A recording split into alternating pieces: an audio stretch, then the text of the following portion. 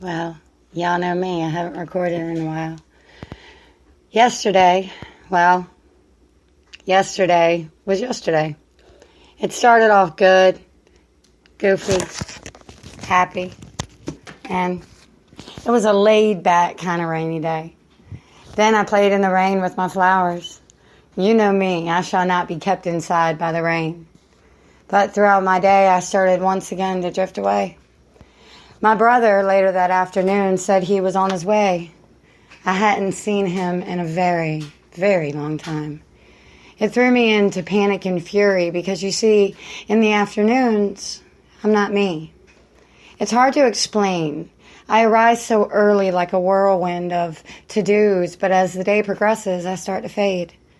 People who watch out for me, love me, and care for me know this.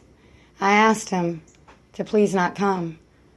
But he said he was not turning back. I panicked. I was enraged. I was sad. I didn't want him to remember me this way.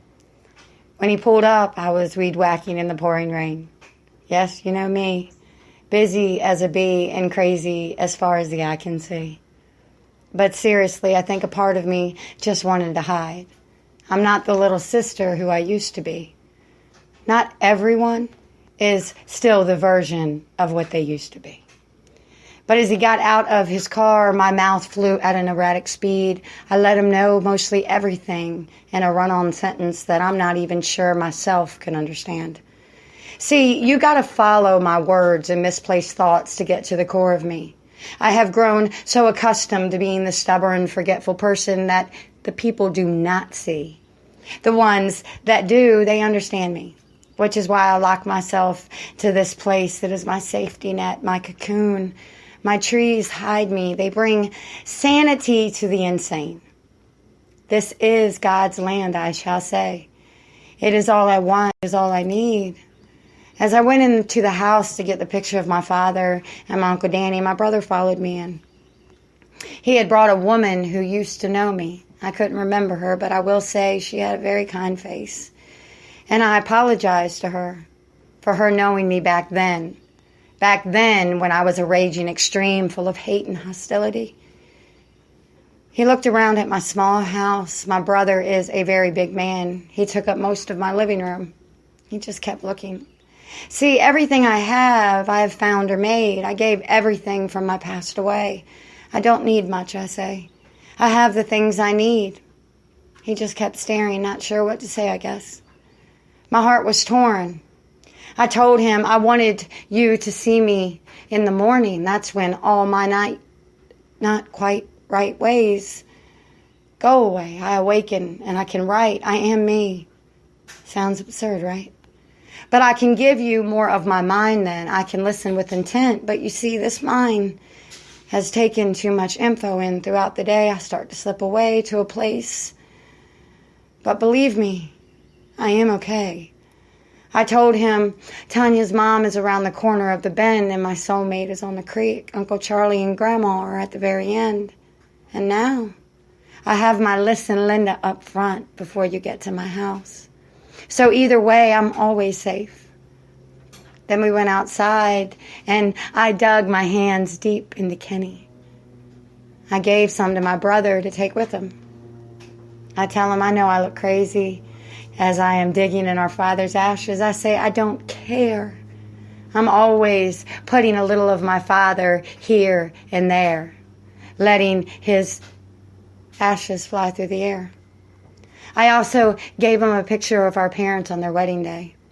I told him before he pulled up, Kenny was perched on the little fence just talking to me, telling me to calm down. I just yelled at the red cardinal, and he never even flew away. He just listened, and then he went to go sit in the cedar tree. As my brother was leaving, Kenny flew over our heads, and I told my brother, see, there he is. He is always nearby. So I told him to wait. I ran to my garden, and I pulled my little red cardinal flag off the stand and gave it to my brother. I told him, when you see one, just know Dad is nearby. It always makes my hard days disappear when I know my dad is near. Everything has a way to bring release into clear space. He said he would come back, But I don't think that will be the case. As he drove away, I had already said and did everything I needed to say. It's funny how life connects people. When I was a kid, I have a lot of memories of my brother and me. But as I grew, we were not very close. In fact, it seemed him and me were very different and just didn't see eye to eye on anything. But he is in my childhood memories, and I told him I replay those days a lot, and I am thankful for that. But I also told him I am finally home now. There is no need to ever worry about me. I moved here because I have everything and everyone I need. I am never lonely. My days are filled with a mile long of things to do. I am checked on daily by my Gibbs Woods family. I am home now. This week has brought many gifts in different forms. My best friend Frank and my boys came Sunday to visit me and to show their Aunt Christy some love. An old friend finally got to come home, and that was a huge blessing. I saw my brother yesterday, and I made peace with him. So I shall say it has been a very busy and rewarding week. Now I'm ready for some sunshine and more days to spend climbing trees and to take my boys and girls fishing on the creek. So I say bring the summer fun. I'm ready to enjoy all life's blessings.